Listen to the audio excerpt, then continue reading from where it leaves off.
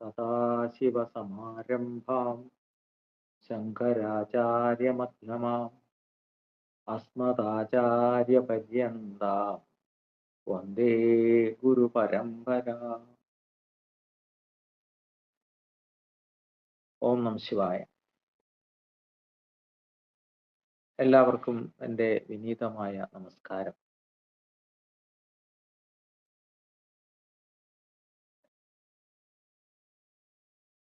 മീറ്റിംഗിൽ പങ്കെടുക്കുന്നവരെ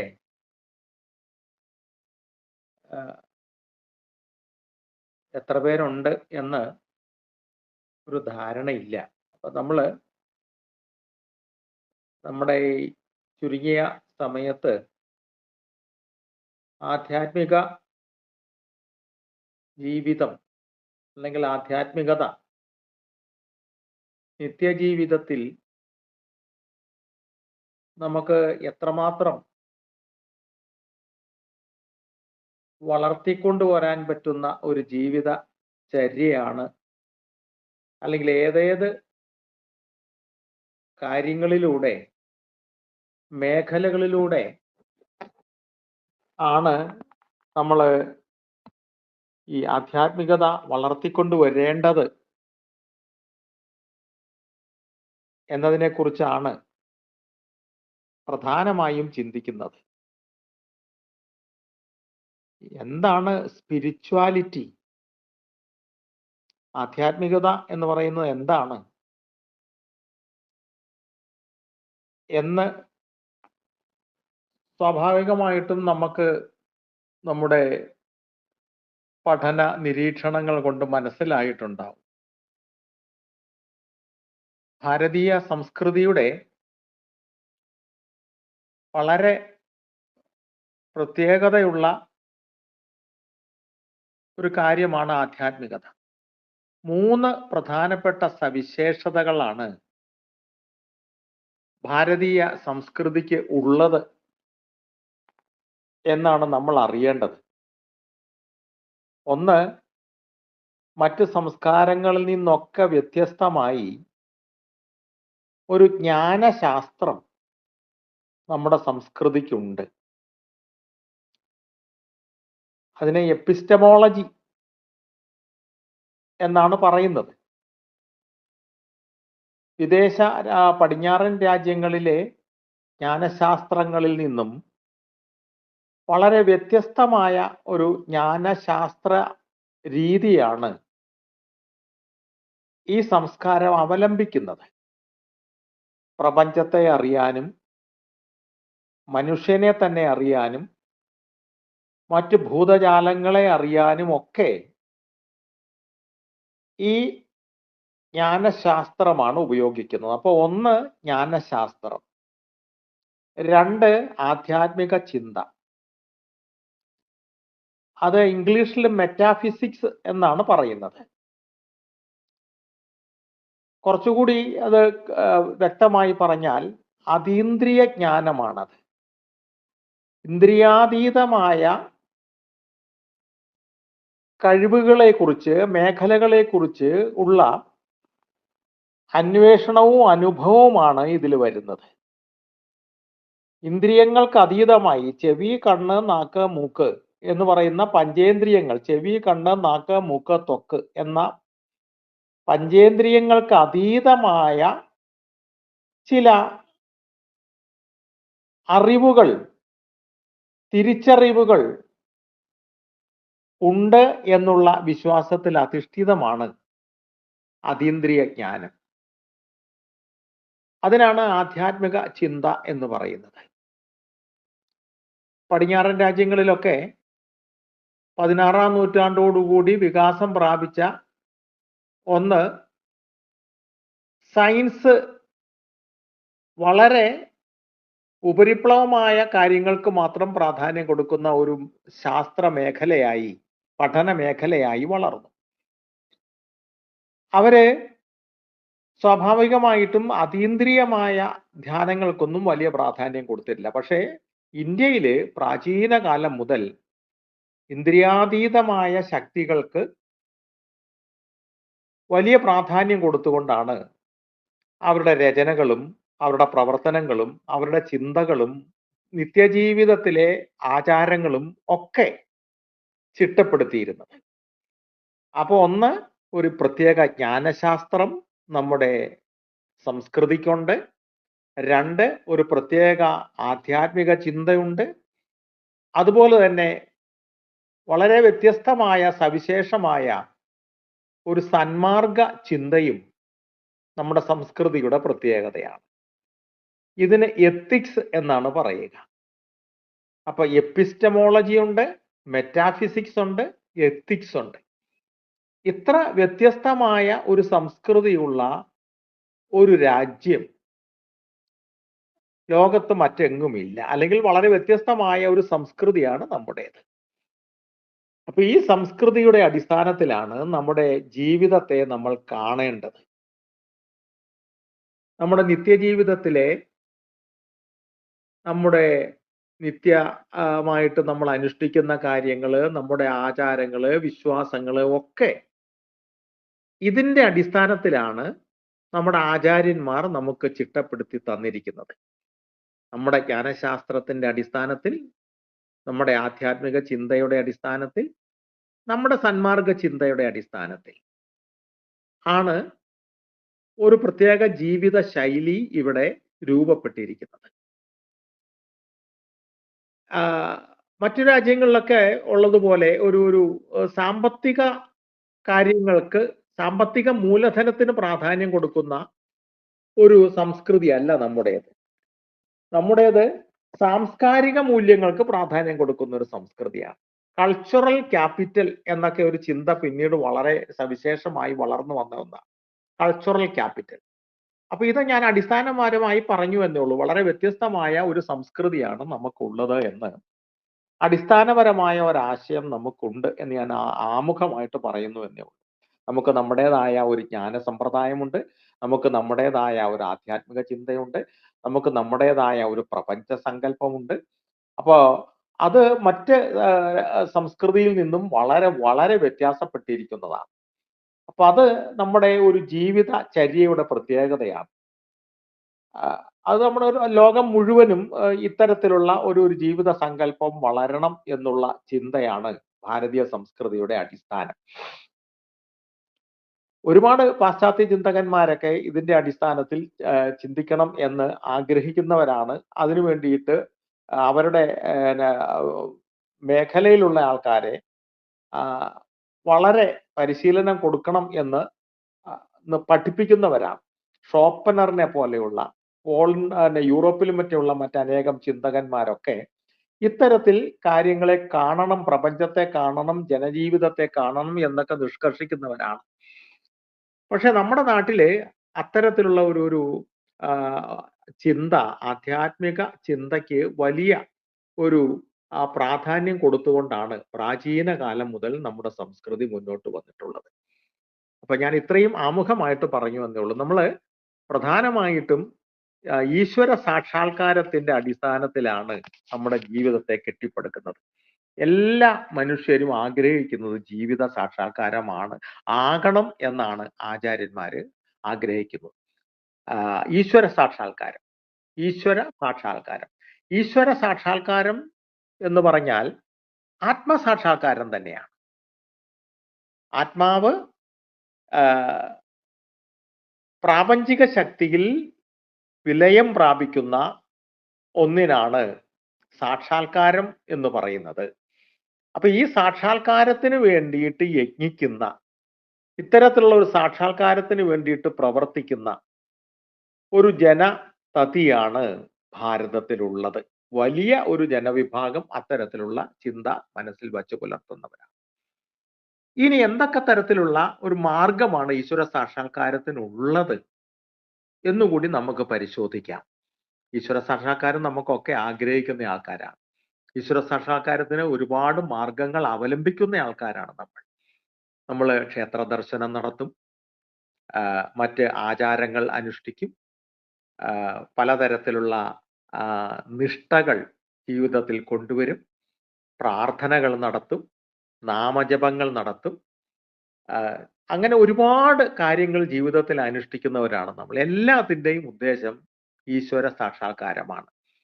അപ്പൊ ഈ ഈശ്വര സാക്ഷാത്കാരം ലഭിക്കുന്നതിന് വേണ്ടിയിട്ട് നമ്മുടെ സംസ്കൃതിയെ സംബന്ധിച്ചിടത്തോളം 4 പ്രധാനപ്പെട്ട മാർഗങ്ങളാണ് ഉള്ളത്. 4 പ്രധാനപ്പെട്ട മാർഗങ്ങളാണ് അതിനു വേണ്ടിയിട്ട് പറയുന്നത്. 1 ജ്ഞാനമാർഗം, 2 കർമ്മമാർഗം, 3 ഭക്തിമാർഗം, 4 യോഗമാർഗം. അത് 1, 2, 3, 4 മാർഗം എന്നുള്ള രീതിയിൽ മാത്രം നമ്മൾ മനസ്സിലാക്കുക. 4 തരത്തിലാണ്, 4 തരത്തിലുള്ള ആൾക്കാരാണ് അത് കൈകാര്യം ചെയ്യുന്നത്. അപ്പൊ ഈ 4 തരത്തിലുള്ള ഭക്തിമാർഗം പ്രധാനമായിട്ടും ഉപാസനാ മാർഗമാണ്, കർമ്മമാർഗം പ്രവൃത്തിയുടെ മാർഗമാണ്, ജ്ഞാനമാർഗം അന്വേഷണത്തിന്റെ മാർഗമാണ്, യോഗമാർഗം എന്ന് പറയുന്നത് ശരീരത്തെ തന്നെ നിയന്ത്രിച്ചുകൊണ്ട് നടത്തുന്ന ഒരു ഈശ്വര അന്വേഷണ പ്രക്രിയയാണ്. അപ്പൊ ഈ 4 മാർഗമാണ് നമ്മൾ ആധ്യാത്മിക ചിന്തയുടെ മേഖലയിൽ ഏറ്റവും പ്രബലമായിട്ട് ഇന്ന് നിലനിൽക്കുന്നത്. നമുക്കൊന്നുകൂടി നോക്കാം, എന്താണ് ജ്ഞാനമാർഗം. ജ്ഞാനമാർഗം എന്ന് പറയുന്നത് എന്താണ് സത്യം എന്ന് അന്വേഷിക്കലാണ്. എന്താണ് ഈശ്വരൻ, ഈശ്വരന്റെ ശക്തി എന്താണ്, ഈശ്വരന്റെ അധിവസിക്കുന്ന മേഖല എന്താണ്, ഈശ്വരന്റെ പ്രഭാവം എങ്ങനെയാണ് നമുക്ക് മനസ്സിലാക്കാൻ സാധിക്കുക, അതെങ്ങനെയാണ് നമുക്ക് ഉൾക്കൊള്ളാൻ സാധിക്കുക, അത് ഒരു അനുഭൂതി തലത്തിലേക്ക് എങ്ങനെയാണ് വളർത്താൻ സാധിക്കുക, ഇങ്ങനെയുള്ള കാര്യങ്ങളാണ് ജ്ഞാനമാർഗത്തില് പ്രധാനമായിട്ടും വിവരിക്കുന്നത്. ഒരുപക്ഷെ വളരെ കുറച്ചു പേർക്ക് മാത്രം അറിയാവുന്ന, അനുഭവിക്കാവുന്ന ഒരു മേഖലയാണ് ജ്ഞാനമാർഗം എന്ന് പറയുന്നത്. ശങ്കരാചാര്യരെ പോലെ, ഗുരുദേവനെ പോലെ, ചട്ടമ്പിസ്വാമിയെ പോലെ ഒരു ഈശ്വരനുമായിട്ടുള്ള ബന്ധം സ്ഥാപിക്കുന്നതിന് വേണ്ടിയിട്ട് അപൂർവമായ ശക്തിവിശേഷങ്ങളോടുകൂടി പ്രവർത്തിക്കാൻ സാധിക്കുന്ന അമാനുഷന്മാര് എന്ന് വിശേഷിപ്പിക്കുന്ന ആൾക്കാരാണ് ഇവരൊക്കെ. അവർക്ക് അതുകൊണ്ടാണ് സൗന്ദര്യ ലഹരിയിലൊക്കെ നമ്മൾ അത്ഭുതകരമായ രീതിയിൽ ഈശ്വരാനുഭൂതി അനുഭവിക്കുന്നതായിട്ട് ശങ്കരാചാര്യർ പറയുന്നത്. സൗന്ദര്യ ലഹരിയാണ്. അപ്പൊ അത് ഈശ്വരനെ അറിയുന്നതിനുള്ള മാർഗത്തെ കുറിച്ചാണ്. അദ്ദേഹത്തിന്റെ ഒരുപാട് ശ്ലോകങ്ങള്, ഒരുപാട് കീർത്തനങ്ങള് നമുക്ക് ശ്രദ്ധിച്ചിട്ടുണ്ട്.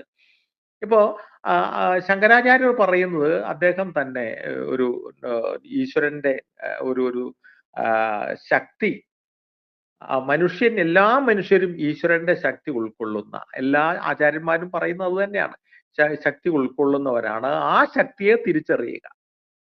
അപ്പൊ ജ്ഞാനമാർഗം എന്ന് പറയുന്നത് പല വായനയിലൂടെയാണെങ്കിലും മറ്റു തരത്തിലുള്ള അന്വേഷണങ്ങളിലൂടെയാണെങ്കിലും കർമ്മങ്ങൾ ചെയ്തുകൊണ്ടാണെങ്കിലും ഈശ്വര സാന്നിധ്യത്തെ, ഈശ്വര പ്രഭാവത്തെ തിരിച്ചറിയുക എന്നുള്ളതാണ് ജ്ഞാനമാർഗം കൊണ്ട് ഉദ്ദേശിക്കുന്നത്.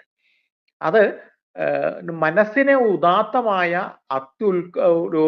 വളരെ വളരെ പ്രഭാവപൂർണമായ ഒരവസ്ഥയിലേക്ക് മനസ്സിനെ വളർത്തിക്കൊണ്ടുവരാൻ വേണ്ടിയിട്ടുള്ള യജ്ഞമാണ് അതിൽ നടക്കുന്നത്. ഞാൻ ഈ പറയുന്നതൊക്കെ നിങ്ങൾക്ക് മനസ്സിലാക്കായ്മ ഉണ്ടെങ്കിൽ നോട്ട് ചെയ്തു വെക്കണം, ചോദിക്കണം. 2 കർമ്മമാർഗമാണ്. കർമ്മമാർഗം എന്ന് പറഞ്ഞാൽ കർമ്മയോഗികളെ കുറിച്ച് നമ്മൾ കേട്ടിരിക്കും. കർമ്മമാണ് ഈശ്വരാരാധന എന്ന് വിശ്വസിക്കുന്നവരാണ്. കർമ്മമാണ് ഈശ്വരാരാധന. അതിന് കർമ്മശുദ്ധി അവര് പ്രധാനമായിട്ടും അതിന് ഊന്നൽ കൊടുക്കും. ഏറ്റവും നല്ല കർമ്മങ്ങൾ ചെയ്തുകൊണ്ട് നാരായണേതി സമർപ്പയാമി എന്ന ഒരു ഭാവത്തോടെ ഏറ്റവും നല്ല കർമ്മങ്ങൾ ചെയ്തുകൊണ്ട് ഞാൻ ചെയ്യുന്ന കാര്യങ്ങളൊക്കെ നാരായണന് സമർപ്പിക്കുന്നു, ഈശ്വരന് സമർപ്പിക്കുന്നു. എന്തു കാര്യം ചെയ്താലും ഞാനത് ഈശ്വരന് സമർപ്പിക്കുകയാണ് എന്നുള്ള ഭാവത്തോടു കൂടിയുള്ള കർമാനുഷ്ഠാനമാണ് കർമ്മയോഗികളുടെ പ്രത്യേകത. അപ്പൊ ഈശ്വര സാക്ഷാത്കാരത്തിനുള്ള 2ാമത്തെ മാർഗം അല്ലെങ്കിൽ മറ്റൊരു മാർഗം കർമ്മമാർഗമാണ്. കർമ്മമാർഗം അനുഷ്ഠിക്കുമ്പോൾ അതിൽ പ്രധാനമായിട്ടും കർമ്മ പഞ്ചേന്ദ്രിയങ്ങളുണ്ട്, 5 ഇന്ദ്രിയങ്ങളുണ്ട്, അതുപോലെ തന്നെ 5 കർമ്മേന്ദ്രിയങ്ങളുമുണ്ട്. ഈ കർമ്മേന്ദ്രിയങ്ങൾക്കൊക്കെ വളരെ പ്രാധാന്യമാണുള്ളത്. എന്താണ് പഞ്ചേന്ദ്രിയങ്ങൾ, എന്താണ് കർമ്മേന്ദ്രിയങ്ങൾ എന്നൊക്കെ നമുക്കറിയാം. അപ്പൊ ഈ കർമ്മേന്ദ്രിയങ്ങൾ എന്ന് പറയുന്നത് പാണി, പാദം, പായു, ഉപസ്ഥം, ജിഹ്വ, ഇത്രയുമാണ് കർമ്മേന്ദ്രിയങ്ങൾ എന്ന് പറയുന്നത്. പാണി, പാദം, പായു, ഉപസ്ഥം, ജിഹ്വ. ഈ 5 കർമ്മേന്ദ്രിയങ്ങളാണ് പ്രധാനമായിട്ടും ഉള്ളത്. അതുപോലെ തന്നെ പഞ്ചേന്ദ്രിയങ്ങളുണ്ട്: ചെവി, കണ്ണ്, നാക്ക്, മൂക്ക്, ത്വക്ക്. ഇതിന്റെ ഈ 10 ഇന്ദ്രിയങ്ങളുടെ സഹായത്തോടു കൂടി, അല്ലെങ്കിൽ ഈ 10 ഇന്ദ്രിയങ്ങളെ ശരിയായ വിധത്തിൽ ഉപയോഗിച്ചുകൊണ്ടാണ് കർമാനുഷ്ഠാനം നിർവഹിക്കേണ്ടത്. ഇപ്പൊ 2 കർമ്മമാർഗമാണ്, ഈശ്വര സാക്ഷാത്കാരത്തിലുള്ള മാർഗം. നമ്മുടെ സമൂഹത്തിലൊക്കെ ഒരുപാട് ആൾക്കാർ കാണും ഏറ്റവും നല്ല കർമ്മങ്ങൾ ചെയ്തുകൊണ്ട് അവർക്ക് നാമജപം ഒന്നും പ്രശ്നമല്ല. നാമജപം പ്രശ്നമല്ല, പൂജാതി കാര്യങ്ങൾ അവർക്ക് പ്രശ്നമല്ല, അല്ലെങ്കിൽ മറ്റു തരത്തിലുള്ള ക്ഷേത്ര ദർശനം പോലും അവർ ചിലപ്പോൾ മാറ്റിവെച്ചു എന്ന് വരും. അവരുടെ ഏറ്റവും സവിശേഷമായ സ്വഭാവം ഏറ്റവും നല്ല രീതിയിൽ കർമ്മങ്ങൾ ചെയ്യുക എന്നുള്ളതാണ്. അപ്പൊ കർമ്മമായി എൻ്റെ കർമ്മങ്ങൾ മുഴുവൻ ഈശ്വരനുള്ള പൂജയാണ് എന്ന മനോഭാവത്തോടു കൂടിയാണ് അവർ കർമ്മം ചെയ്യുന്നത്. അപ്പോ അടുത്ത മാർഗം കർമ്മമാണ്. ഇനി മറ്റൊരു മാർഗം ഭക്തി മാർഗമാണ്. ഭക്തി മാർഗം കലികാലത്ത് സ്വീകരിക്കാവുന്ന ഏറ്റവും പ്രധാനപ്പെട്ട ഒരു മാർഗമാണ്. നാമജപമാണ് ഇതിന്റെ അടിസ്ഥാനം. ജപ ധ്യാനമാണ് ഏറ്റവും പ്രധാനപ്പെട്ട ധ്യാനം എന്ന് ഗീതയില് ഭഗവാൻ പറയുന്നുണ്ട്. ജപധ്യാനമാണ് ഏറ്റവും പ്രധാനമായിട്ടുള്ളത്. അപ്പൊ ഈ ജപധ്യാനത്തിന് പ്രാധാന്യം കൊടുത്തുകൊണ്ടുള്ള ഉപാസനാ മാർഗങ്ങളാണ് പ്രധാനമായിട്ടും നമ്മൾ അവലംബിക്കേണ്ടത്. അങ്ങനെ സ്വീകരിക്കുന്ന ആൾക്കാരുമുണ്ട്. നമ്മുടെ പുരാണങ്ങളിലൊക്കെ അതിൻ്റെ ഒരുപാട് ഉദാഹരണങ്ങൾ നമുക്ക് കാണാൻ സാധിക്കും.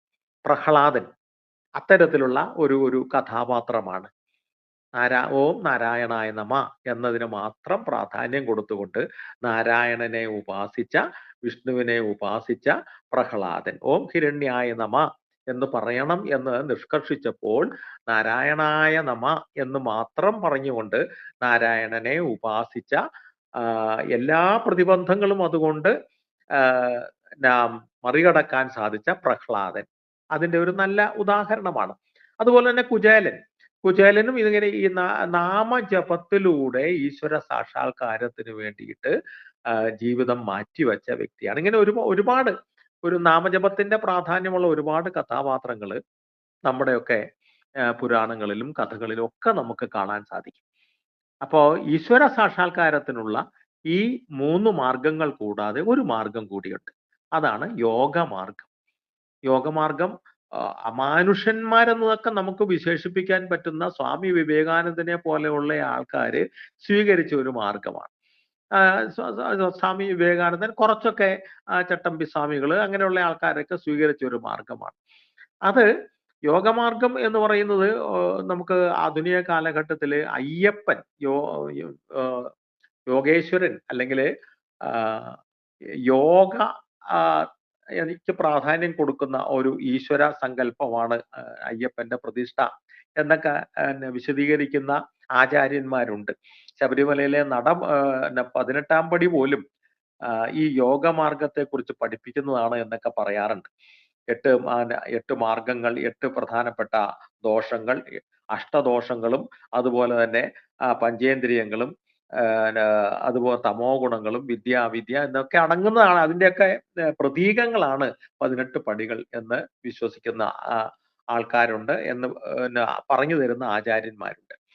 അപ്പൊ യോഗമാർഗം എന്ന് പറയുന്നത് നമ്മുടെ മനസ്സിനെ തന്നെ നിയന്ത്രിച്ചുകൊണ്ട്, നമ്മുടെ ചിന്തകളെ നിയന്ത്രിച്ചുകൊണ്ട്, അതിനെ വളരെ നല്ല ക്ലിഷ്ടമായ മാർഗങ്ങളിലൂടെ മനസ്സിനെ നിയന്ത്രിച്ച് വളർത്തിക്കൊണ്ടുവരുന്ന ഒരു ശാസ്ത്രീയമായ ഉപാധിയാണ്.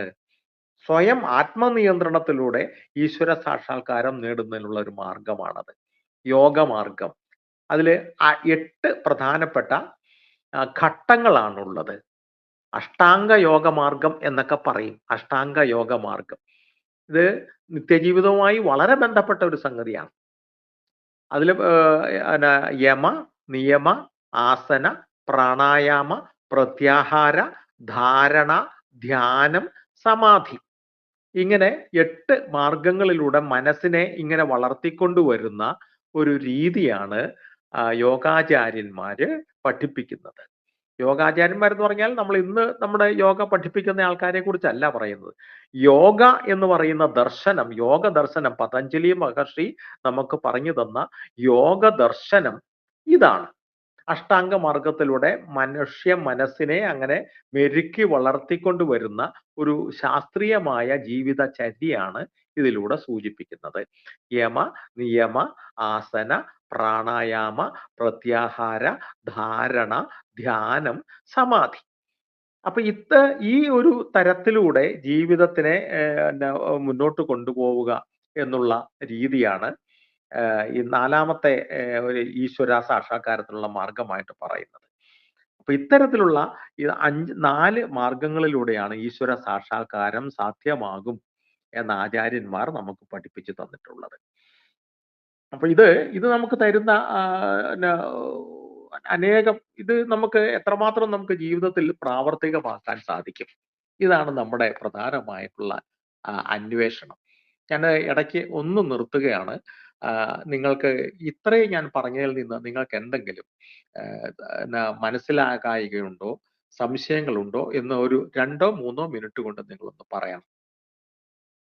അല്ല, ഇതിലിപ്പോ ഈ 4 ഒരു ഗൃഹസ്ഥന്മാർക്ക് ഇപ്പൊ ഡെയിലി നിത്യജീവിതത്തില് ഏതാണ് നമുക്ക് പറ്റുക, അല്ലെങ്കിൽ എങ്ങനെ നമ്മൾ അറിയാം, ഏത് രീതിയിലാണ്, അല്ലെങ്കിൽ 4 രീതിയും ഏതെങ്കിലും ഒരെണ്ണമായിരിക്കുമല്ലോ എല്ലാവർക്കും എപ്പോഴും ഉചിതമായിട്ടിരിക്കുക. അതില് കലിയുഗത്തെ സംബന്ധിച്ചിടത്തോളം ഇന്ന മാർഗത്തിലൂടെ മുന്നോട്ട് പോണം എന്ന് നിഷ്കർഷിക്കുന്ന ആചാര്യന്മാര് കുറവാണ്. അപ്പൊ അതില് എല്ലാ മാർഗങ്ങളിലുമുള്ള നമുക്ക് സ്വീകരിക്കാൻ പറ്റുന്ന മാർഗങ്ങൾ സ്വീകരിച്ചുകൊണ്ട് നമ്മുടേതായിട്ടുള്ള ഒരു ജീവിത ശൈലി രൂപപ്പെടുത്തുക എന്നുള്ളതാണ് ഏറ്റവും പ്രധാനമായിട്ടുള്ളത്. കാരണം ഇപ്പൊ ബ്രഹ്മചാരികളായിട്ടുള്ള ആൾക്കാരുണ്ട്, അപ്പൊ സന്യാസിമാരായിട്ടുള്ള ആൾക്കാരുണ്ട്. അവരൊക്കെ എപ്പോഴും ജ്ഞാനമാർഗത്തിന് പ്രാധാന്യം കൊടുക്കുന്നവരായിരിക്കും. ഇപ്പോ രാമകൃഷ്ണ മഠത്തിലോ അല്ലെങ്കിൽ ഇവിടെ രമണ മഹർഷിയുടെ ആശ്രമത്തിലോ ഒക്കെ ഉള്ള ഒരുപാട് സന്യാസിമാരുണ്ട്. അവരിപ്പോഴും ഏറ്റവും കൂടുതൽ പ്രാധാന്യം കൊടുക്കുന്നത് ജ്ഞാനമാർഗത്തിനാണ്. അതുപോലെ തന്നെ കർമ്മമാർഗികളായിട്ടുള്ള അനേകം ആൾക്കാരുണ്ട്. ഭക്തി മാത്രമാണ് രക്ഷ എന്ന് വിചാരിക്കുന്ന ആൾക്കാരുണ്ട്. പക്ഷേ സാമാന്യ ജനങ്ങളെ സംബന്ധിച്ചിടത്തോളം ഈ കലികാലത്ത് ഏറ്റവും പ്രധാനമായിട്ടുള്ളത് ഭക്തിമാർഗമാണ്. നാമജപത്തോടു കൂടിയുള്ള ഭക്തിമാർഗവും അനുഷ്ഠാനവും അതുപോലെ തന്നെ നിത്യജീവിതത്തിൽ നമുക്ക് സ്വീകരിക്കാൻ പറ്റുന്ന രീതികളും ആചാരങ്ങളുമാണ് കലികാലത്തിലെ സാധാരണക്കാരെ സംബന്ധിച്ചിടത്തോളം ഏറ്റവും സ്വീകാര്യമായിട്ടുള്ള മാർഗമായിട്ട് പറയുന്നത്. അതിന് നമുക്ക് നമ്മുടേതായിട്ടുള്ള സ്നേഹപൂർണമായിട്ടുള്ള കുടുംബജീവിതം ഉണ്ടാകണം. നമ്മുടെ ആഘോഷങ്ങൾ ആ രീതിയിൽ ചിട്ടപ്പെടുത്താൻ നമുക്ക് സാധിക്കണം. നമ്മുടേതായിട്ടുള്ള തീർത്ഥയാത്രകൾ ഉണ്ടാകണം. നമ്മുടേതായിട്ടുള്ള കൂട്ടായ്മയുടെ ഒരു ബലമുണ്ടാകണം. അത്തരത്തില് നമുക്ക് അതിനെ ഇതിനെക്കുറിച്ച് ഞാൻ പറയാം. അപ്പൊ അത്തരത്തില് നമ്മുടെ ജീവിതത്തെ നമുക്ക് ചിട്ടപ്പെടുത്താൻ പറ്റുമ്പോഴും നല്ല സത്സംഗങ്ങൾ നടക്കുമ്പോഴും ഇങ്ങനെയുള്ള ഒരുപാട് കാര്യങ്ങൾ നമുക്ക് കൂടുതൽ ആഴത്തിലേക്ക് അന്വേഷിക്കാൻ പറ്റും. കാരണം ഇത് ഇന്നത്തെ കാലഘട്ടം എന്ന് പറയുന്നത്, കലിയുഗ കാലഘട്ടം എന്ന് പറയുന്നത് മനസ്സ് വളരെ ദുർബലമായിരിക്കുന്ന ഒരു കാലഘട്ടമാണ്. മനസ്സ് നമ്മൾ പഴയ കാലഘട്ടത്തിലെ പോലെ അത്ര ഉറച്ച നിലപാടുകൾ എടുക്കാൻ എല്ലാവർക്കും സാധിക്കുന്ന ഒരു അവസ്ഥയല്ല ഉള്ളത്. അപ്പോ സ്വാഭാവികമായിട്ടും നിത്യജീവിതത്തിലെ അനേകം പ്രതിസന്ധികൾ കൊണ്ട് ജീവിത വൈതരണി തരണം ചെയ്യാൻ ബുദ്ധിമുട്ടുന്ന ആൾക്കാരുടെ എണ്ണം വളരെ കൂടുതലാണ്. അപ്പൊ അവരെ സംബന്ധിച്ചിടത്തോളം ഏറ്റവും നല്ല മാർഗം എന്ന് പറയുന്നത് ഈ മാർഗങ്ങൾ, ഭക്തിമാർഗവും കർമ്മമാർഗവും ജ്ഞാനമാർഗവും ചേരുന്ന യോഗമാർഗവും കൂടി ചേരുന്നത്, അതിൽ നിന്ന് ഏറ്റവും ഉദാത്തമായ അവർക്ക് സ്വീകാര്യമായ മാർഗം സ്വീകരിച്ചുകൊണ്ട് ജീവിതത്തെ പുഷ്ടിപ്പെടുത്തുക എന്നുള്ളതാണ് അവർക്ക് ചെയ്യാനുള്ള മാർഗം. തീർച്ചയായിട്ടും ഏതെങ്കിലും ഒരു മാർഗത്തെ നമുക്ക് നിഷ്ഠാപൂർവം സ്വീകരിക്കാം. ഇപ്പൊ യോഗമാർഗം എന്ന് പറയുന്നത് 8 ഘട്ടങ്ങളിലൂടെ പുരോഗമിക്കുന്നതാണെന്ന് പറഞ്ഞു. യമനിയമം, യമനിയമാസന, പ്രാണായാമ, പ്രത്യാഹാര, ധാരണ, ധ്യാനം, സമാധി. ഈ 8 മാർഗങ്ങളിലൂടെ പുരോഗമിക്കണമെങ്കിൽ യമം എന്താണെന്ന് നമ്മൾ അറിയണം, നിയമം എന്താണെന്ന് നമ്മൾ അറിയണം, അഹിംസ, സത്യം, അസ്ഥേയം, ബ്രഹ്മചര്യം, അപരിഗ്രഹം, ഇത്രയാണ് യമം എന്ന് പറയുന്നത്. അഹിംസ, സത്യം, അസ്ഥേയം, ബ്രഹ്മചര്യം, അപരിഗ്രഹം, ഇത്രയാണ് യമം എന്ന് പറയുന്നത്. അപ്പൊ യമം എന്താണ് എന്ന് നമ്മൾ മനസ്സിലാക്കണമെങ്കിൽ ഇത് വിവേകാനന്ദ സ്വാമികളുടെ രാജയോഗം എന്ന് പറയുന്ന പുസ്തകമുണ്ട്. അതിനകത്ത് വിശദമായിട്ട് കൊടുക്കുന്നുണ്ട് ഈ യോഗമാർഗത്തിന്റെ പ്രാധാന്യം എന്താണ്. അപ്പൊ അഹിംസ, അഹിംസ എന്ന് പറഞ്ഞാൽ ജീവജാലങ്ങളോട് നല്ല ഒരു മനോഭാവം പുലർത്തുക എന്നുള്ളതാണ്. അല്ലാണ്ട് കൊല്ലരുത് എന്ന് മാത്രമല്ല, ജീവജാലങ്ങളോട് നല്ല മനോഭാവം പുലർത്തുക. എല്ലാ ചരാചരങ്ങളോടും നല്ല മനോഭാവം പുലർത്തുക, ഇതാണ് അഹിംസ എന്ന് പറയുന്നത്. സത്യം നമുക്കറിയാം, അഹിംസ, സത്യം. അസ്ഥേയം, നുണ പറയാതിരിക്കലാണ്. അപരിഗ്രഹം, മറ്റുള്ളവരുടെ ഒരു കാര്യവും മറ്റുള്ളവരുടേതായിട്ടുള്ളവ നമ്മൾ എടുക്കാതിരിക്കുക എന്നുള്ളതാണ്. അപ്പോ ബ്രഹ്മചര്യം, ബ്രഹ്മചര്യം എന്ന് പറയുന്നത് ഒരു സദാചാര പ്രക്രിയയാണ്. ഏറ്റവും നല്ല ചിന്ത മനസ്സിൽ വെച്ചുകൊണ്ട് മറ്റുള്ളവരെ ഉപദ്രവിക്കാതെ ജീവിക്കുക എന്നുള്ളതാണ്. ജനറൽ ആയിട്ട് പറയുമ്പോൾ ഇങ്ങനെയാണ് നമുക്ക് പറയാൻ സാധിക്കുക. അതുപോലെ തന്നെ നിയമം, നിയമം എന്ന് പറയുന്നത് നമ്മുടെ മനഃശുദ്ധിയും കർമ്മശുദ്ധിയും ഒക്കെ അടങ്ങുന്ന ഒരു ജീവിതത്തിൽ എങ്ങനെ നമ്മൾ മറ്റുള്ളവരുമായിട്ട് ഇടപഴകി ജീവിക്കണം എന്ന് പറയുന്ന ഒരു മേഖലയാണ്. അപ്പൊ യമവും നിയമവും, യമ, നിയമം, പിന്നെ ശരീരത്തെ ബലപ്പെടുത്തുന്നതിന് വേണ്ടിയിട്ടും ഈശ്വര സാക്ഷാത്കാരത്തിന് വേണ്ടിയിട്ടുള്ള മറ്റുള്ള ചിന്തകൾക്കൊക്കെ പ്രാധാന്യം കൊടുക്കുന്നതാണ് മറ്റു ഘട്ടങ്ങൾ. ഇത് മുഴുവനും നമുക്ക് ഒരേ സമയത്ത് നമുക്ക് പരിപാലിക്കാൻ പറ്റിയെന്ന് വരില്ല. പക്ഷെ നമുക്ക് ഈ യമ നിയമങ്ങൾ നമുക്ക് നമ്മുടെ ജീവിതത്തിലേക്ക് നമുക്ക് കൊണ്ടുവരാൻ പറ്റും. ശൗചം, സന്തോഷം, തപം, ഈശ്വര പ്രണിധാനം, സ്വാധ്യായം, ഇവയാണ് നിയമം എന്ന് പറയുന്നത്. ശൗചം എന്ന് പറയുന്നത് ശുദ്ധിയാണ്. ശൗചം ശുദ്ധിയാണ്. ശുദ്ധി എന്ന് പറഞ്ഞാൽ ആഹാരശുദ്ധിയുണ്ട്,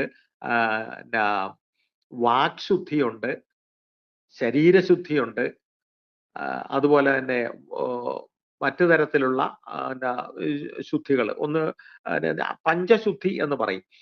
5 തരത്തിലുള്ള ശുദ്ധികളാണുള്ളത്. അതിൽ ശരീരശുദ്ധിയും ആഹാരശുദ്ധിയും വാക്ശുദ്ധിയുമാണ് ഏറ്റവും പ്രധാനമായിട്ടുള്ളത്. അപ്പൊ ശൗചം എന്ന് പറയുന്നത് ശുദ്ധിയാണ്. ജീവിതത്തിൽ നമ്മൾ പരിപാലിക്കേണ്ട, ഏറ്റവും നന്നായിട്ട് സംസാരിക്കുക, മറ്റുള്ളവരെ മുറിപ്പെടുത്താണ്ടിരിക്കുക, മനസ്സ് മുറിപ്പെടുത്താണ്ടിരിക്കുക, ഏറ്റവും നല്ല ഭക്ഷണം കഴിക്കുക, അത് ആസുരികമായിട്ടുള്ള ഭക്ഷണം ഉപേക്ഷിച്ചുകൊണ്ട് ഈ ഈശ്വരീയമായ സവിശേഷതയുള്ള ഭക്ഷണം കഴിക്കുക. അതുപോലെ തന്നെ ശരീരം ഭംഗിയായി സൂക്ഷിക്കുക. ഇങ്ങനെയുള്ള കാര്യങ്ങൾക്കാണ് ഏറ്റവും കൂടുതൽ പ്രാധാന്യം കൊടുക്കുന്നത്. അതിൽ ഏറ്റവും വാക്ശുദ്ധിക്കൊക്കെ വലിയ പ്രാധാന്യമാണുള്ളത്. സന്തോഷം, എപ്പോഴും പ്രസന്ന ഭാവത്തോടെ ഇരിക്കാൻ സാധിക്കുക. പലപ്പോഴും നമുക്ക് അറിയാം എങ്ങനെ ജീവിതത്തില് നമുക്ക് സന്തോഷമായിട്ട് ഇരിക്കാൻ നമ്മളെ പഠിപ്പിക്കുന്നത് ഈശ്വരന്മാര് തന്നെയാണ്. എത്ര ഇപ്പൊ ഭഗവാൻ കൃഷ്ണൻ എപ്പോഴും സുസ്മേരവദനായിട്ട് ഇരിക്കുന്ന ഒരു ദേവഭാവമാണ് നമ്മൾ കാണുന്നത്. എത്ര ഒരു പ്രതിസന്ധി മനസ്സിലുണ്ടെങ്കിലും ചിരിച്ചുകൊണ്ടിരിക്കുന്ന ഒരു കഥാപാത്രമായിട്ടാണ് നമ്മുടെ മനസ്സിൽ ശ്രീകൃഷ്ണനുള്ളത്. അത് ഗാന്ധാരിയുടെ ശാപത്തിന്റെ സമയത്താണെങ്കിലും ശരി, വേടന്റെ അമ്പ് വെക്കുന്ന സമയത്താണെങ്കിലും ശരി, പുഞ്ചിരി മായാത്ത ഒരു കൃഷ്ണനെയാണ് നമ്മൾ കാണുന്നത്.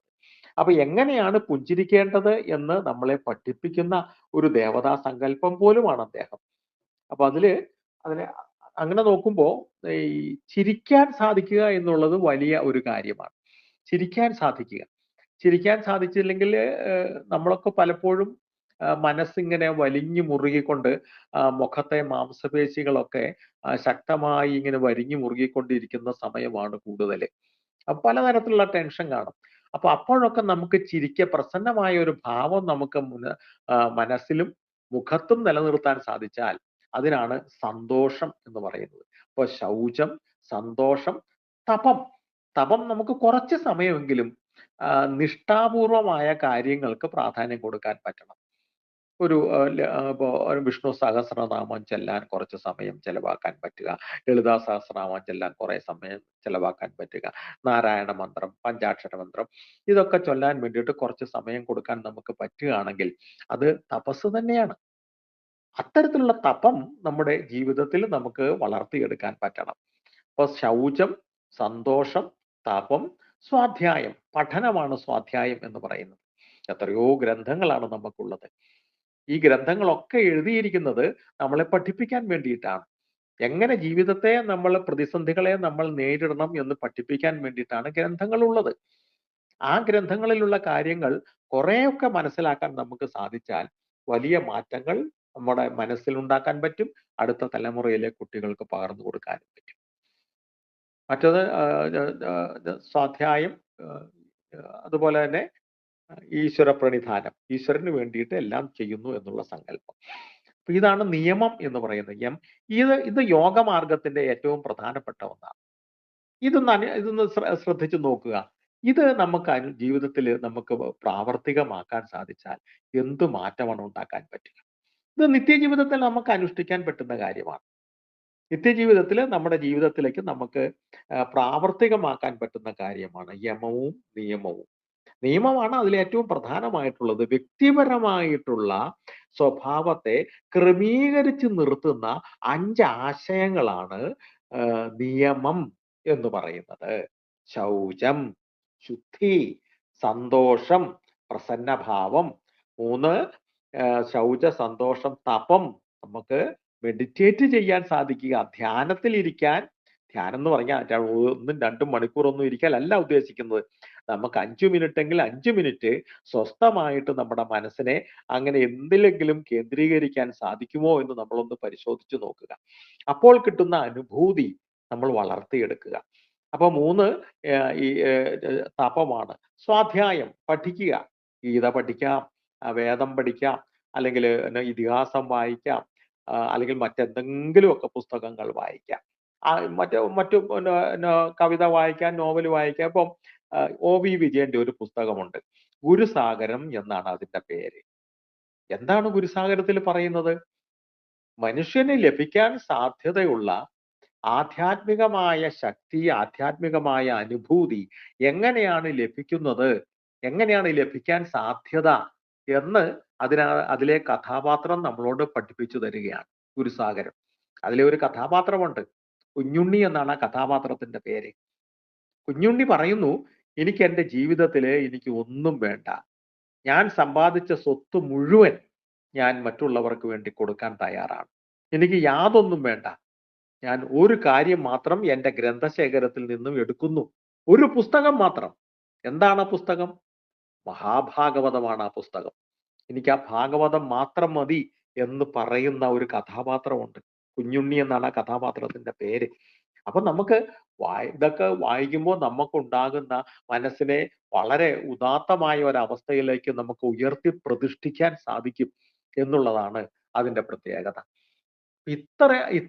ഈ തരത്തിലുള്ള ഒരു മനോഭാവം നമുക്ക് വളർത്തിയെടുക്കലാണ് യോഗമാർഗം കൊണ്ട് ഉദ്ദേശിക്കുന്നത്. അപ്പൊ ഞാൻ ഈ യോഗമാർഗത്തെക്കുറിച്ച് കൂടുതൽ പറയാൻ സാധിക്കുന്നത് നമ്മുടെ നിത്യ ജീവിതത്തിൽ ഭക്തിയും യോഗ മാർഗവുമാണ് ഏറ്റവും കൂടുതൽ പ്രകടമാകുന്നത്. ഏറ്റവും കൂടുതൽ ആൾക്കാരെ സ്വാധീനിക്കുന്നത് ഭക്തിമാർഗവും യോഗമാർഗവുമാണ്. അപ്പോ ശൗചം, സന്തോഷം, തപം, സ്വാധ്യായം, ഈശ്വര പ്രണിധാനം. പിന്നീട് മനസ്സിനെ വീണ്ടും നമുക്ക് അങ്ങനെ മുന്നോട്ട് കൊണ്ടുപോകാം. അങ്ങനെ മുന്നോട്ട് കൊണ്ടുപോയി ഈശ്വരാനുഭൂതി ലഭിക്കുന്ന ഒരവസ്ഥയിലേക്ക് നമുക്ക് മാറ്റിയെടുക്കാൻ സാധിക്കും. ഈശ്വരാനുഭൂതി എന്നൊക്കെ പറയുന്നത് ശങ്കരാചാര്യരുടെ കൃതികളിൽ നമുക്ക് ഒരുപാട് കീർത്തനങ്ങളിൽ നിന്ന് നമുക്കത് ഈ അനുഭൂതി നമുക്ക് അനുഭവിക്കാൻ സാധിക്കും.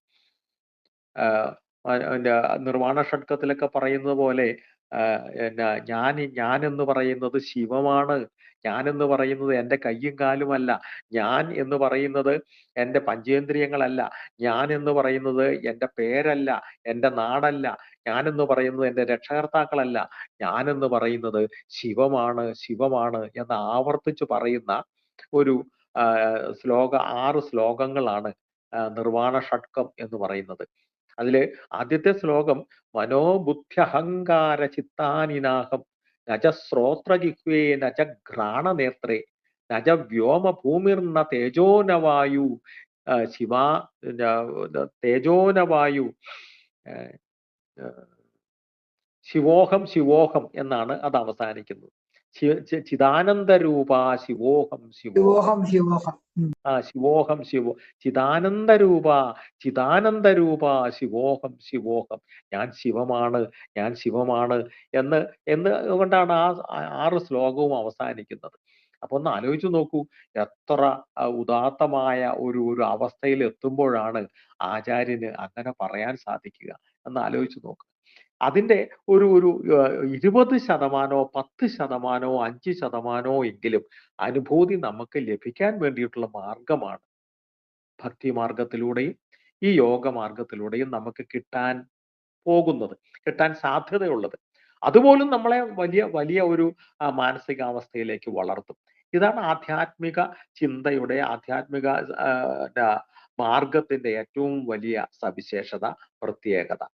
അപ്പൊ അത് നമ്മൾ നിത്യജീവിതത്തിൽ നമുക്ക് വളർത്തിക്കൊണ്ടുവരാൻ പറ്റണം എന്നുള്ളതാണ് ഏറ്റവും പ്രധാനപ്പെട്ട സംഗതി. ഇത് തിയറിയാണ്, ഇത് യഥാർത്ഥത്തിൽ തിയറിയാണ്, അതിന്റെ തത്വമാണിത്. ഈ തത്വം നമുക്ക് എങ്ങനെ ജീവിതത്തിൽ പ്രാവർത്തികമാക്കാൻ പറ്റും? ഈ 4 മാർഗങ്ങൾ എങ്ങനെ ജീവിതത്തിലേക്ക് പ്രാവർത്തികമാക്കാൻ പറ്റും? അല്ലെങ്കിൽ എത്ര ഡിഗ്രി വരെ നമുക്കിത് പ്രാവർത്തികമാക്കാൻ പറ്റും? ഏത് തലം വരെ നമുക്കിത് പ്രാവർത്തികമാക്കാൻ പറ്റും? ഇതാണ് നമ്മൾ ശരിയായിട്ട് ആലോചിക്കേണ്ടത്. അത് നമുക്ക് ഒരു പക്ഷേ നമുക്ക് പറയാറുണ്ട്, സത്സംഗത്തിലൂടെ നമുക്ക് കുറേ കാര്യങ്ങൾ, സ്വാധ്യായത്തിൻ്റെതായിട്ടുള്ള കാര്യങ്ങൾ നമുക്ക് മനസ്സിലാക്കാൻ സാധിക്കും. ഭാഗവത ശ്രവണം, രാമായണ പാരായണം, ഗീതാ പഠനം, ഗംഗാ സ്നാനം, ഇവയൊക്കെ ആണ് ഏറ്റവും പ്രധാനപ്പെട്ട കാര്യങ്ങളായിട്ട് ആചാര്യന്മാർ നമ്മളോട് പറയുന്നത്. നമുക്ക് രാമായണം പഠിക്കാം. രാമായണത്തിലെ ഓരോ വരികളും എത്രമാത്രം അഗാധമായിട്ടുള്ള അർത്ഥതലങ്ങൾ ഉള്ളതാണ് എന്ന് മനസ്സിലാക്കിക്കൊണ്ട് അതിനെ പഠിക്കാൻ നമുക്ക് സാധിക്കണം. നിത്യജീവിതത്തിൽ അതാണ് നമുക്ക് സാധിക്കുക. അല്ലെങ്കിൽ ഭാഗവതം കേൾക്കാം. ഭാഗവതത്തിലെ കഥകൾ പേർത്തും കേട്ടുകൊണ്ട് നമുക്ക് മനസ്സിനെ വളർത്തിക്കൊണ്ടുവരാൻ സാധിക്കും. എഴുത്തച്ഛൻ ഹരിനാമകീർത്തനം എന്ന ഒരു കീർത്തനം എഴുതിയിട്ടുണ്ടല്ലോ. നിങ്ങൾ അമ്മമാര് മിക്കവാറും ദിവസങ്ങളിൽ ചൊല്ലാറുള്ളതായിരിക്കും ഇല്ലേ? ഹരിനാമകീർത്തനം ചൊല്ലാറുണ്ടല്ലോ അല്ലേ? നമുക്ക് ഈ ഓൺലൈൻ പറയുമ്പോ എനിക്ക് മറുപടി അത് ഈയിടെ കൊണ്ട് ഞങ്ങൾ അമ്പലങ്ങളിലും പോയി വായിച്ചു ഹരിനാമ കീർത്തനം. ഹരിനാമ കീർത്തനത്തില്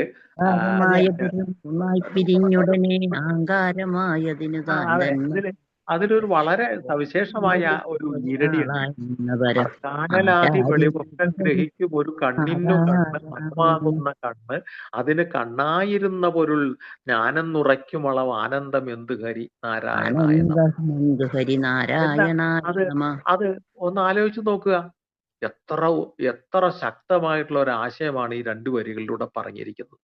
ഞാനെന്ന് പറയുന്നത്, എനിക്ക് കണ്ണുകൊണ്ട് എനിക്ക് അർക്കനെ കാണാം, അനലിനെ കാണാം, എനിക്ക് സൂര്യനെ കാണാം, തീ കാണാം, എന്ത് വേണമെങ്കിലും കാണാം. അർക്കാനലാദി വെളിവൊക്കെ ഗ്രഹിക്കും ഒരു കണ്ണിനു കണ്ണ് മനമാകുന്ന കണ്ണ്, അതിനപ്പുറത്തേക്ക് മനമാകുന്ന ഒരു കണ്ണ്. ഞാൻ കാണുന്നു എന്നെ ബോധ്യപ്പെടുത്തുന്നത് എൻ്റെ മനസ്സാണ്. ആ മനസ്സിനും അപ്പുറം ഒരു കണ്ണുണ്ട്. അതിനെക്കുറിച്ചാണ് നമ്മൾ ചിന്തിക്കേണ്ടത്. ആ മനസ്സിനും അപ്പുറം ഒരു കണ്ണുണ്ട്. ആ കണ്ണാണ് യഥാർത്ഥമായ ഞാൻ എന്നാണ് അതിൽ പറയുന്നത്. അപ്പോൾ അത് ഈശ്വര ചൈതന്യമാണ്. അപ്പൊ നമ്മുടെ ഉള്ളിലുള്ള ഈശ്വര ചൈതന്യത്തെ കുറിച്ചാണ് എഴുത്തച്ഛൻ പറയുന്നത്. അപ്പൊ രാമായണം വായിക്കുമ്പോഴും നമ്മള് രാമനെ കുറിച്ച് ഇങ്ങനെയുള്ള കഥകൾ ഇങ്ങനെ കേൾക്കുമ്പോഴും നമ്മുടെ ഉള്ളിൽ ഉറങ്ങുന്ന, അല്ലെങ്കിൽ ഉള്ളിൽ ജ്വലിച്ചു നിൽക്കുന്ന ഈശ്വര ഭാവത്തെ നമുക്ക് തിരിച്ചറിയാൻ പറ്റണം. രാമന് തന്നെ അത് പറ്റിയത് വസിഷ്ഠന്റെ ഉപദേശത്തോടു കൂടിയാണ് എന്ന് നമുക്കറിയാം അല്ലെ? രാമന് തന്നെ അത് കഴിഞ്ഞത് വസിഷ്ഠൻ പറഞ്ഞു കൊടുത്തതിന്റെ അടിസ്ഥാനത്തിലാണ്. രാമന് വലിയ ദൗർബല്യം ബാധിച്ച ഒരു സമയം ഉണ്ടായിരുന്നു 10-14 വയസ്സായപ്പോ. 12-14 വയസ്സിന്റെ ഇടയ്ക്ക് രാമന് വലിയ ഒരു വീഴ്ച സംഭവിച്ചു. വീഴ്ച എന്ന് പറഞ്ഞാൽ ഒരു മനോദൗർബല്യം സംഭവിച്ചു. ഡിപ്രഷൻ, മാനസികമായൊരു ഡിപ്രഷൻ, ആധുനിക ഭാഷയിൽ പറഞ്ഞാൽ ഡിപ്രഷൻ. ആ ഡിപ്രഷൻ കൊണ്ട് രാജകുമാരൻ വല്ലാണ്ട് മെലിഞ്ഞുണങ്ങി തുടങ്ങി. ആഹാരത്തിന് ശ്രദ്ധയില്ലാതായി. ആ സമയത്താണ് വസിഷ്ഠ മഹർഷി അദ്ദേഹത്തിന്റെ ഉപദേശത്തിന്റെ ഫലമായിട്ട് വലിയ മാറ്റങ്ങൾ രാമനിൽ ഉണ്ടാക്കിയെടുത്തത്. അപ്പൊ മനസ്സിലേക്ക് പകർന്നു കൊടുത്തത് ആധ്യാത്മിക ചിന്തയാണ്, വളരെ ശക്തമായ ചില ചിന്തകളാണ്. അതിനാണ് യോഗവാസിഷ്ഠം എന്ന് പറയുന്നത്. ഏതാണ്ട് 30,000-ഓളം ശ്ലോകങ്ങളാണ് യോഗവാസിഷ്ഠത്തിലുള്ളത്. അപ്പൊ ഈ രാമനെ നന്നാക്കാൻ വേണ്ടിയിട്ടല്ല ഇത് പറഞ്ഞു കൊടുത്തത് എന്ന് നമ്മൾ അറിയണം. രാമന് വേണ്ടിയിട്ടുള്ളതല്ല, അത് നമുക്ക് വേണ്ടിയിട്ടുള്ളതാണ്. യോഗവാസിഷ്ടം ദുർബലനായ നമുക്ക് വേണ്ടിയിട്ടുള്ളതാണ്. ഗീത ദുർബലനായ നമുക്ക് വേണ്ടിയിട്ടുള്ള, അർജുനന് വേണ്ടിയിട്ടുള്ളതല്ല. ഗീത എന്റെ കയ്യിൽ നിന്നും ഗാന്ധീവം പോകുന്നു, എനിക്ക് യുദ്ധം ചെയ്യാൻ പറ്റുന്നില്ല, ദേഹം മുഴുവൻ വിറയലാകുന്നു എന്ന് പറയുന്ന അർജുനനെ കുതസ്ഥ കശ്മലമിതം വിഷമേ സമുപസ്ഥിതം എന്ന് പറഞ്ഞ് ചീത്ത പറഞ്ഞുകൊണ്ട് അർജുനനോട് പറഞ്ഞു കൊടുക്കുന്ന ആശയം മുഴുവനും അർജുനന് വേണ്ടിയിട്ടുള്ളതല്ല എന്ന് നമ്മൾ അറിയണം, നമുക്ക് വേണ്ടിയിട്ടാണ്. ഡിപ്രഷനാലെ മാനസികമായ വല്ലാത്ത തളർച്ച ബാധിച്ച അർജുനനെ ഉയർത്തെഴുന്നേൽപ്പിക്കാൻ വേണ്ടിയിട്ട് പകർന്നു കൊടുക്കുക ഗീതോപദേശം, മാനവരാശിക്കുള്ള ഗീതോപദേശമാണ്. അപ്പൊ ഈ ഗീതോപദേശം നമുക്ക് ഉള്ളണമെങ്കിൽ നമ്മുടെ ഉള്ളിന്റെ ഉള്ളിൽ ഒരു ആധ്യാത്മികത ജ്വലിച്ചിങ്ങനെ നിൽക്കണം. എൻ്റെ ഉള്ളിലുള്ളതാ ഈശ്വര ചൈതന്യമാണ്. ആ ഈശ്വര ചൈതന്യത്തെ നമുക്ക് തിരിച്ചറിഞ്ഞാൽ മാത്രമേ നമുക്ക് ശരിയായ രീതിയിൽ നമുക്ക് ജീവിക്കാൻ സാധിക്കൂ എന്ന ചിന്ത വളർന്നു വരാൻ പറ്റണം. അപ്പോൾ ഞാൻ ഈ പറഞ്ഞത് നിത്യജീവിതത്തിൽ നമുക്ക് നമ്മുടെ സത്സംഗങ്ങളിലൂടെ, നമ്മുടെ ആധ്യാത്മികമായ അന്വേഷണങ്ങളിലൂടെ, യാത്രകളിലൂടെ ഒക്കെ ഈ ആധ്യാത്മിക ചിന്ത വളർത്തിയെടുക്കാൻ സാധിക്കും. വൈകാരിക ബന്ധം നമുക്ക് ഏറ്റവും നല്ല മനോഭാവം, നല്ല ആറ്റിറ്റ്യൂഡ് കുടുംബത്തിൽ തന്നെ, കുടുംബത്തിലാണെങ്കിലും കുടുംബ ബന്ധുക്കളുടെ കാര്യത്തിലാണെങ്കിലും സമൂഹത്തിലെ ബന്ധുക്കളുടെ കാര്യത്തിലാണെങ്കിലും സുഹൃത്തുക്കളുടെ കാര്യത്തിലാണെങ്കിലും അവരോട് നമ്മുടെ മനോഭാവം, ഈ ആധ്യാത്മിക ചിന്ത ശരിക്കും മനസ്സിൽ ഉറച്ചാൽ അവരോടുള്ള മനോഭാവം തന്നെ നമുക്ക് മാറ്റിയെടുക്കാൻ പറ്റും. അവരൊക്കെ ശിവം മനസ്സിൽ ജ്വലിക്കുന്നവരാണ്, അവരൊക്കെ ഈശ്വരന്റെ ഭാവങ്ങളാണ്, പലതരത്തിലുള്ള ഭാവങ്ങളാണ്.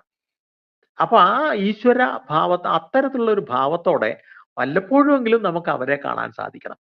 നിത്യജീവിതത്തിലെ മുഴുവൻ സമയവും നമുക്ക് അങ്ങനെ കാണാൻ പറ്റിയെന്ന് വരില്ല. ഇപ്പൊ രോഷം പ്രകടിപ്പിക്കുന്ന ഒരാളുണ്ടെന്ന് വിചാരിക്കുക, വല്ലാണ്ട് നമ്മളെ രോഷം പ്രകടിപ്പിക്കുന്ന ഒരാളുണ്ടെങ്കിൽ നമുക്ക് അവരോട് ക്ഷമിക്കാൻ സാധിക്കേണ്ടത്, അവന് പെട്ടെന്നുണ്ടായ ഒരു അവനെ തന്നെ നിയന്ത്രിക്കാൻ പറ്റാത്ത ഒരവസ്ഥ കൊണ്ട് അവൻ പറയുന്നതാണ്, നമുക്കത് ക്ഷമിക്കാം, അവന് സ്വസ്ഥമാകുമ്പോൾ അവന് ശരിയായിക്കോളും എന്ന് വിചാരിച്ച് നമുക്ക് ക്ഷമിക്കാൻ സാധിക്കുമോ എന്നാണ് നമ്മൾ ചിന്തിക്കേണ്ടത്. അപ്പൊ അത് അത്തരത്തില് ത്യാഗപൂർവമായ പെരുമാറ്റവും സ്നേഹപൂർവമായ പെരുമാറ്റവും നമ്മുടെ നിത്യജീവിതത്തിൽ നമുക്ക് വളർത്തിയെടുക്കാൻ സാധിക്കും. ഈ ആധ്യാത്മിക ചിന്ത മനസ്സിൽ വന്നു കഴിഞ്ഞാൽ നമ്മുടെ ചുവടുവയ്പിൽ പോലും വലിയ മാറ്റങ്ങൾ ഉണ്ടാകുമെന്നാണ് പറയുന്നത്. അതിനൊരു താളം ഉണ്ടാകും, അതിന് നല്ല ഒരു നിയന്ത്രണം ഉണ്ടാകും, മനസ്സ് വല്ലാണ്ട് വേവലാതി പിടിക്കുന്ന ഒരവസ്ഥ ഉണ്ടാവില്ല. അതൊക്കെ നമുക്ക് വളർത്തിയെടുക്കാനേ പറ്റുള്ളൂ, പതുക്കെ പതുക്കെ വളർത്തിയെടുക്കാനേ പറ്റുള്ളൂ. 10 മിനിറ്റ് നിങ്ങൾ സ്വസ്ഥമായിട്ട് ഇരുന്ന് ജപിക്കൂ. 10 മിനിറ്റ് അല്ലെങ്കിൽ 20 മിനിറ്റ് നിങ്ങൾ സ്വസ്ഥമായിട്ടിരുന്ന് ജപിച്ചു കഴിഞ്ഞ് നിങ്ങൾ അവിടെ നിന്ന് എഴുന്നേൽക്കുമ്പോൾ നിങ്ങളുടെ ശരീര ചലനങ്ങൾ വലിയ മാറ്റം വരുന്നതായിട്ട് കാണാം. 10 മിനിറ്റ് ഈ ഒരു ജപം, ഏതെങ്കിലും ഒരു നാമം ജപിച്ചുകൊണ്ട് 10 മിനിറ്റ് ഇരിക്കുക, അല്ലെങ്കിൽ 20 മിനിറ്റ് ഇരിക്കുക. അതിനുശേഷം എഴുന്നേൽക്കുമ്പോൾ നമ്മുടെ ശരീരം വളരെ വളരെ നിയന്ത്രിതമായിട്ട് മാത്രം ചലിക്കുന്നത് നമുക്ക് മനസ്സിലാക്കാൻ സാധിക്കും. അപ്പോൾ അത്തരത്തിലുള്ള കാര്യങ്ങൾ നമുക്ക് നിത്യജീവിതത്തിൽ പ്രാവർത്തികമാക്കുമ്പോൾ പതുക്കെ പതുക്കെ നമുക്ക് നമ്മുടെ കുട്ടികളെ പരിശീലിപ്പിക്കാൻ സാധിക്കും. കുട്ടികളെ പരിശീലിപ്പിക്കുമ്പോൾ ചെറിയ മെഡിറ്റേഷൻ രീതിയിൽ നമുക്ക് അവരെ പരിശീലിപ്പിച്ച് വളർത്തിക്കൊണ്ടുവരാൻ പറ്റും. അതെ, ചിന്മയാനന്ദ സ്വാമിയുടെ ജീവിതത്തിൽ ഒരു വലിയ സംഭവം വിവരിക്കുന്നുണ്ട്. അദ്ദേഹത്തിന്റെ വീട്ടിൽ, അദ്ദേഹത്തിന്റെ ആശ്രമത്തില് ഒരു പിതാവ് ഒരു കുട്ടിയെയും കൊണ്ട് വന്നു. ഇവൻ ഒന്നും പറഞ്ഞിട്ട് കേൾക്കുന്നില്ല, ഇവന് വല്ലാത്ത കൂട്ടുകെട്ടൊക്കെയാണെന്ന് പറഞ്ഞ്. അപ്പോ ചിന്മയാനന്ദ സ്വാമി പറഞ്ഞു, അതിന് എനിക്ക് പ്രത്യേകം മരുന്നൊന്നുമില്ല, ഏതൊക്കെയാലും വിട്, ഞാൻ നോക്കട്ടെ.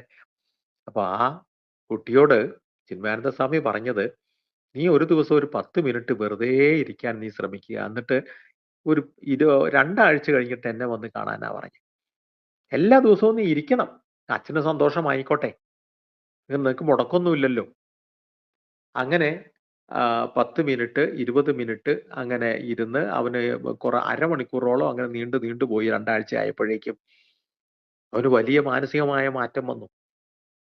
2 ആഴ്ച കൊണ്ട് തന്നെ അവന് വലിയ മാറ്റം വന്നു. കാരണം അവനെ തിരിച്ചറിഞ്ഞു തുടങ്ങുകയാണ്.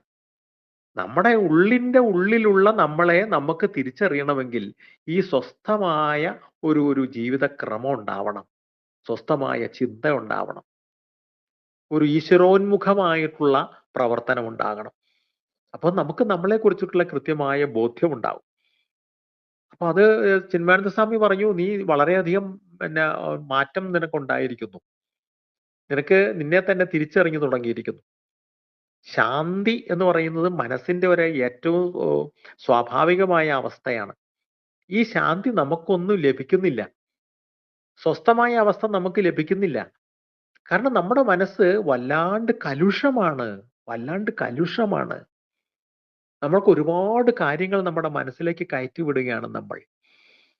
മനസ്സിന്റെ സ്വതവേ ഉള്ള ഈ ശാന്തി, മനസ്സിന് സ്വതവേ ഉള്ള അതിന്റെ സ്വാസ്ഥ്യം നമ്മൾ നഷ്ടപ്പെടുത്തി കളയുന്നു. അപ്പൊ നഷ്ടപ്പെടുത്തി കളയാതിരിക്കണമെങ്കിൽ നമ്മൾ നമ്മുടെ മനസ്സിന്റെ സ്വസ്ഥതയെ നമ്മൾ തന്നെ കണ്ടെത്തണം. അതിനാണ് ആധ്യാത്മിക ചിന്ത പ്രധാനമായിട്ടും ഉപയോഗിക്കേണ്ടത്. അപ്പൊ നമ്മുടെ ഉള്ളിന്റെ ഉള്ളിൽ ഉറങ്ങുന്ന ഈശ്വര ചൈതന്യത്തെ നമുക്ക് അനുഭവിക്കാൻ സാധിക്കുക എന്നുള്ളതാണ് അതിന്റെ ഏറ്റവും പ്രധാനപ്പെട്ട സംഗതി. അപ്പൊ ജീവിതത്തില് ഒരുപാട് ആഘോഷങ്ങളുമുണ്ട്, പലതരത്തിലുള്ള ആഘോഷങ്ങളുണ്ട്.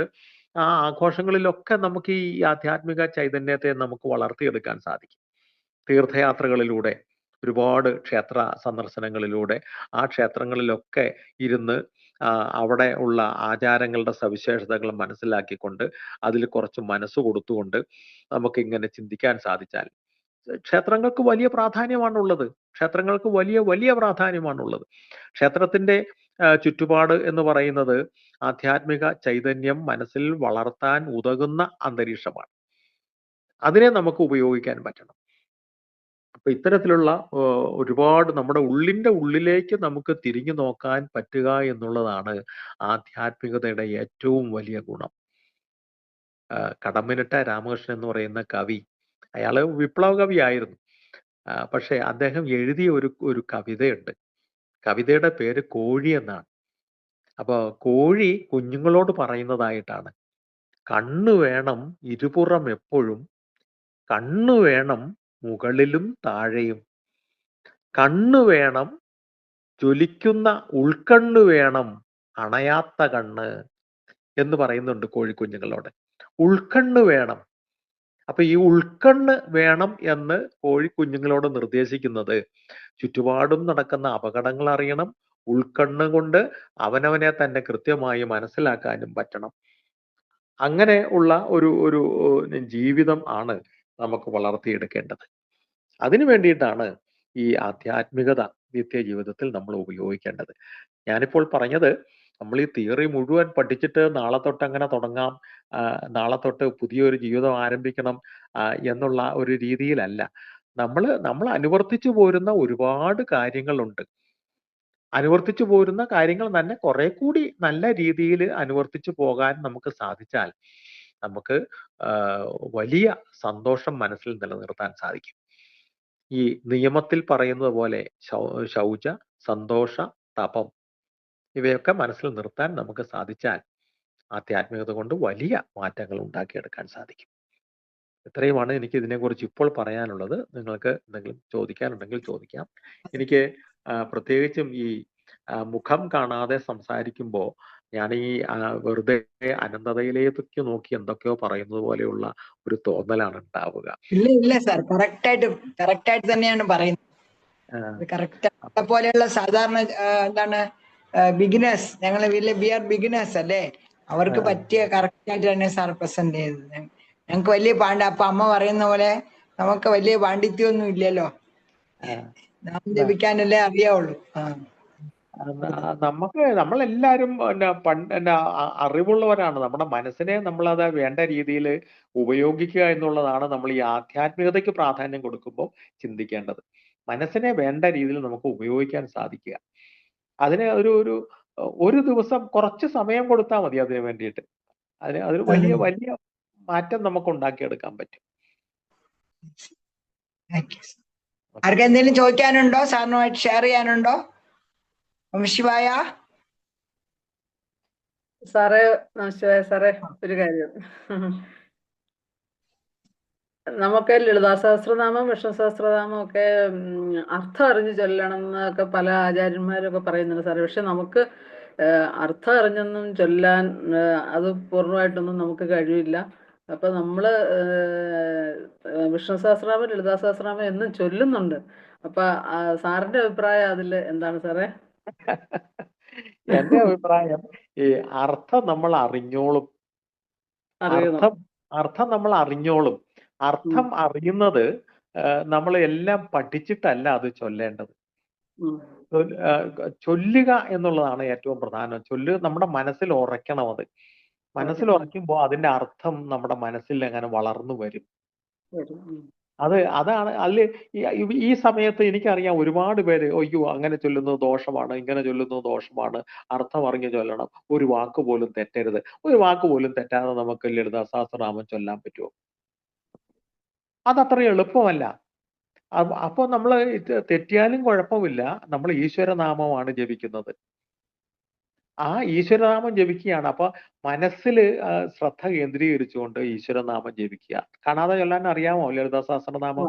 എനിക്ക് ലളിതാ സഹസ്രനാമം, വിഷ്ണു സഹസ്രനാമം കാണാതെ ചൊല്ലാൻ അറിയാം. അതങ്ങനെ ജോലി ചെയ്തോണ്ടിരിക്കുമ്പോ അങ്ങ് ചൊല്ലേ. ഒരിടത്ത് ഞാൻ എന്നും ചെല്ലുന്നുണ്ട്. രാവിലെ വിഷ്ണു സഹസ്രനാമം ചൊല്ലും, നിലവിളക്ക് കത്തിച്ചിട്ട് വൈകുന്നേരം ലളിതാ സഹസ്രനാമം ചൊല്ലും എന്നും. അങ്ങനെ അത് കുറെ അങ്ങനെ ചൊല്ലുക. അപ്പൊ അപ്പൊ കിട്ടുന്ന അതിനാണ് ശരിക്കും പറഞ്ഞ തപം എന്ന് പറയുന്നത്. ഈ നിയമത്തിൽ പറയുന്ന തപമില്ലേ, ശൗചം, സന്തോഷം, തപം. മനസ്സിനെ തപിപ്പിക്കുന്ന ഒരവസ്ഥയാണത്. തപസ്സാണത്. ശരിക്കും പറഞ്ഞാൽ തപസ് തന്നെയാണ്. തപസ്സാണ് നമ്മുടെ മനസ്സിന്റെ ബലം എന്ന് പറയുന്നത്. തപോബലം എന്ന് പറയുന്നത് അതാണ്. ഈ തപോബലം നമുക്ക് വളർത്തിക്കൊണ്ട് വരണമെങ്കിൽ ഇത്തരത്തിലുള്ള ധ്യാനം കൊണ്ടേ, ജപധ്യാനം കൊണ്ടേ പറ്റൂ. ഈ ജപിക്കുന്ന സമയത്ത് ഒരു ധ്യാനം ഉണ്ട് നിങ്ങൾക്ക്. ആ ധ്യാനമാണ് നമുക്ക് മനസ്സിന് ബലം തരുന്നത്. ഒരു സംശയവും വേണ്ട, സന്ദേഹം വേണ്ട, അത് തുടർന്നോളുക.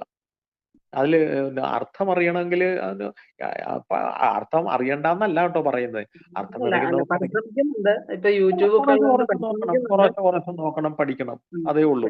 പിന്നെ നമുക്ക് കുറച്ച് ചൊല്ലി കഴിയുമ്പോൾ നമുക്ക് തന്നെ അർത്ഥം കിട്ടും. നമുക്ക് കുറെയൊക്കെ നമുക്ക് കിട്ടും. അപ്പൊ അത് ഒരുപാട് വരികളുടെ അർത്ഥം നമുക്ക് തന്നെ തെളിഞ്ഞു വരും. നമശിവായ. ഇതിനിപ്പോ ഭക്തിമാർഗം, കർമ്മമാർഗം, പിന്നെ ജ്ഞാനമാർഗം പറഞ്ഞല്ലോ. അപ്പോ നമ്മള് ഈ രാജയോഗത്തിലൂടെ വരുന്ന ആ മനോനിയന്ത്രണവും ശുദ്ധിയൊക്കെ ഈ മാർഗത്തിലൂടെ വന്നാലും കിട്ടില്ലേ? അതോ അതാണ് എനിക്ക് സംശയം. രാജയോഗത്തിൽ പ്രാധാന്യം കൊടുക്കുന്ന യോഗമാർഗമാണ്. അതെ, മനോനിയന്ത്രണം ഒക്കെ നമ്മള് ഭക്തിമാർഗത്തിലൂടെ അതിൽ വരും. യോഗമാർഗമാണ് ഇത്. 4 മാർഗം, 4 വ്യത്യസ്തമായ മാർഗങ്ങളാണ്. ഏത് മാർഗത്തിലൂടെ നമ്മൾ ചരിച്ചാലും ചെന്നെത്തുന്നത് കേശവന്റെ തൃപ്പാദങ്ങളിൽ തന്നെയാണ് എന്ന് ഗീത ഇതില് പറയുന്നുണ്ടല്ലോ. ആകാശാൽ പതിതം തോയം യഥാ ഗച്ഛതി സാഗരം സർവദേവ നമസ്കാരം കേശവം പ്രതി ഗച്ഛതി എന്നാണല്ലോ. ആകാശത്ത് നിന്ന് വരുന്ന വെള്ളം എത്ര വഴികളിലൂടെയായിട്ട് തിരിഞ്ഞു പോയാലും അവസാനം ചെന്നെത്തുന്നത് സാഗരത്തിൽ തന്നെയാണ്. അപ്പൊ ഏത് മാർഗം നമ്മൾ സ്വീകരിച്ചാലും ആ മാർഗത്തിലൂടെ നമ്മൾ മുന്നോട്ട് പോകുന്നത് ഈശ്വര സാക്ഷാത്കാരത്തിനാണ്. അതില് ഈ മനസ്സിനുണ്ടാകുന്ന മാറ്റം ഈ ഏത് മാർഗത്തിൽ കൂടെ പോയാലും ഉണ്ടാവും. വ്യത്യസ്തമായിട്ടുള്ള മാർഗങ്ങൾ പറയുന്നതേ ഉള്ളൂ. ഭക്തിമാർഗത്തിലൂടെ ഉപാസനയുടെ മാർഗമാണ് ഭക്തിമാർഗത്തിൽ പറയുന്നത്. കർമ്മമാർഗത്തിലൂടെ ഏറ്റവും നല്ല കർമ്മങ്ങൾ അനുഷ്ഠിക്കുന്ന മാർഗമാണ് പറയുന്നത്. ജ്ഞാനമാർഗം അന്വേഷണത്തിന്റെ മാർഗമാണ്. യോഗമാർഗം എന്ന് പറയുന്നത് ശരീരത്തെ തന്നെ പല തരത്തില് നിയന്ത്രിച്ചുകൊണ്ട്, ചിന്തകളെ നിയന്ത്രിച്ചുകൊണ്ട് വളർന്നു വരുന്ന ഒരു മാർഗമാണ്. അപ്പൊ 4 ചെന്നെത്തുന്നത് ഈശ്വര സാക്ഷാത്കാരത്തിന്റെ ഘട്ടത്തിലേക്ക് തന്നെയാണ്.